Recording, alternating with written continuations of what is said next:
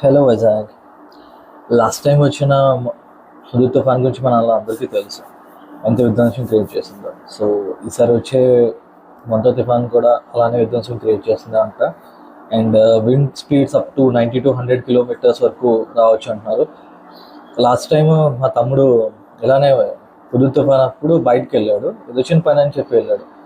కానీ సడన్గా వర్షం ఎక్కువైపోవడం అండ్ తర్వాత చెట్లు గాలి దీనివల్ల రావడం అవ్వలేదు. 2 రోజులు పట్టింది ఆడు రావడానికి. సో ఎక్కడున్నాడో తెలియదు, ఏమైందో తెలియదు, సిగ్నల్ కట్ అయిపోయింది, చాలా ఇష్యూ అయిపోయింది. మా మమ్మీ భయపడుతూనే ఉంది. సో ఈసారి అలాంటివి అవ్వకుండా ఉండాలంటే నేను కొన్ని ప్రికాషన్స్ నేను రాసుకున్నాను. సో అవి చెప్తాను, వినండి. ఓకే, ఇంట్లో గ్రాసరీస్ని ఫుల్ చేసుకోండి, ఎప్పుడేమవుతుందో చెప్పలేము. అండ్ పవర్ సప్లై ఆబ్వియస్లీ ఉండదు.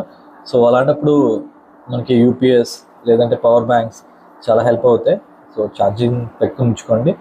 మన మొబైల్స్ కూడా అండ్ ల్యాప్టాప్స్ ఛార్జింగ్ పెట్టుకుని ఉంచుకోండి, ఫుల్ ఛార్జింగ్. సో ఏవైనా అవసరం అయితే హెల్ప్ అవుద్ది. అండ్ డైలీ యూజ్ చేసే వాటర్ని డ్రమ్స్లోని ఫిల్ చేసుకుని ఉంచుకోండి.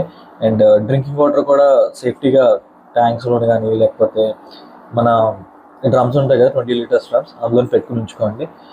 ఎలక్ట్రానిక్ స్విచెస్ ఆఫ్ చేసి పెట్టుకోండి. అండ్ టీవీస్ ఎలక్ట్రానిక్స్ ఉంటాయి కదా, వాటి స్విచెసే కాకుండా వాటి ప్లగ్స్ కూడా తీసేసి పెట్టుకోండి. సో ఒకవేళ అయినా పిడుగులు పడినా ఏమైనా మనకి హెల్ప్ అయ్యింది, అంటే ఏం కాకుండా ఉంటుంది. ఓకే, విండోస్ అండ్ డోర్స్ బాగా సెక్యూర్ చేసుకుని పెట్టుకోండి. సెక్యూర్ అంటే టైట్గా పెట్టుకోండి, ఎందుకంటే గాలి ఎక్కువ వస్తుంది, దాంతోపాటు ఏదైనా ఓపెన్ అయిపోవచ్చు, గాలి ధూళి దుమ్ము ఇంట్లోకి రావచ్చు, అంతేకాకుండా వాటర్ కూడా వచ్చేస్తుంది. సో అవన్నీ అవ్వకుండా ఉండాలంటే మీరు మంచిగా క్లోజ్ చేసి పెట్టుకోండి. ఇంకా first of all main thing, బయటికి వెళ్ళొద్దు. అవసరమైతేనే వెళ్ళండి, లేకపోతే కనుక అసలు వెళ్ళకుండా ఉండడానికి ట్రై చేయండి. First aid kit and basic things like basic medicines like మన అదే తలనొప్పి, జ్వరం అలాంటివి ఏమైనా వస్తే బయటకు వెళ్ళలేము కదా ఆ టైంలో. సో బేసిక్ మెడిసిన్స్ కూడా తీసుకుని పెట్టుకోండి ఇంట్లోనే.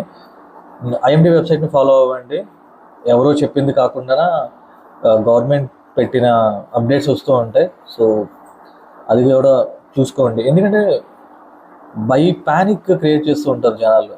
సో ఆ ప్యానిక్ మీరు భయపడకుండా ఉండండి. ఎవరైనా ఏదైనా దాన్ని ఏమంటారు, ఫేక్ న్యూస్ స్ప్రెడ్ చేస్తూ ఉంటే దాన్ని రిపోర్ట్ చేయండి, ఓకేనా. వీలైనంత అవసరమైన వాళ్ళకి హెల్ప్ చేయండి. అంటే ఎవరైనా ఉంటారు కదా